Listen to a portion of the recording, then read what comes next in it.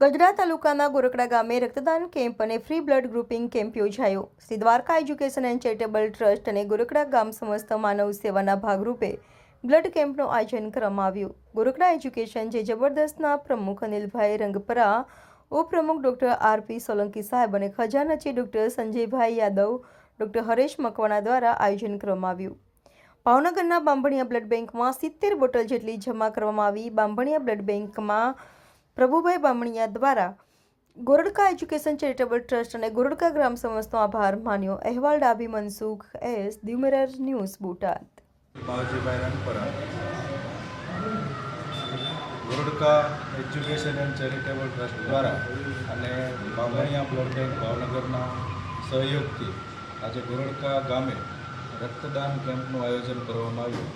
ગામ લોકોએ ખૂબ ઉત્સાહભેર આની અંદર જોડાયા અને રક્તદાનની અંદર એનું મહત્ત્વ પણ સમજાવવામાં આવ્યું। મારું નામ જાદવ દિનેશ ધીરુભાઈ, ગામ પીપળિયા। તમે લોહી દેવા આવ્યા તો તમને કેવો અનુભવ છે? લોહી દીધું સારું છે, કોઈ તકલીફ નથી અને રક્તદાન કરવું જોઈએ। બધાને હું એવું રિક્વેસ્ટ કરું કે હર કોઈ રક્તદાન કરો।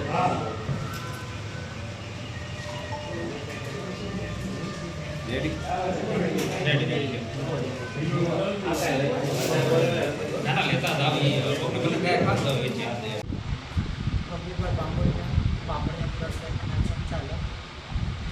આ બ્લડ કેમ્પ કરવામાં આવ્યો તેમાં તમારું મહત્ત્વ શું?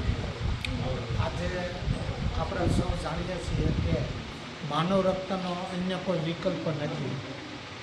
માનવ રક્ત મેળવવા માટે માનવ શરીરની જરૂર પડે છે।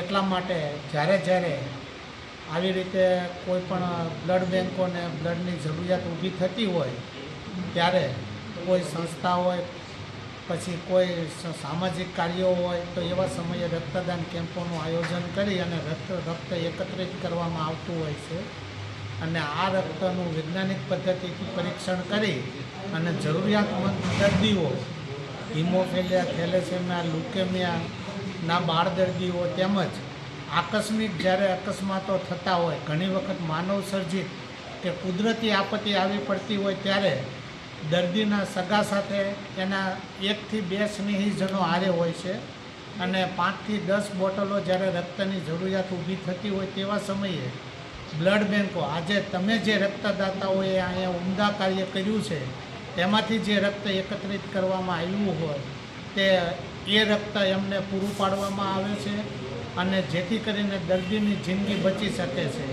એક રક્તદાનથી 3 વ્યક્તિઓની જિંદગી બચી શકે છે અને માનવ રક્તને કોઈ નાત, જાત, ધર્મ કે સંપ્રદાયનો ભેદભાવ હોતો નથી। હાય, હું છું ક્રુઝિન સિંઘાનિયા। આપની આસપાસના સત્ય સમાચાર જાણવા માટે જોતા રહો દીવ મિરર ન્યૂઝ અને હા, લાઈક અને સબસ્ક્રાઇબ કરવાનું ભૂલતા નહીં। Thank you. નમસ્કાર મિત્રો, હું ફિરોઝ ઈરાની આજે તમને એક નવી વાત કરવા આવ્યો છું।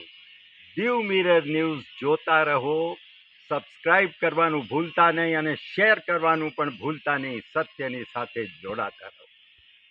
નમસ્તે મિત્રો, હું છું ચાંદની પરમાર।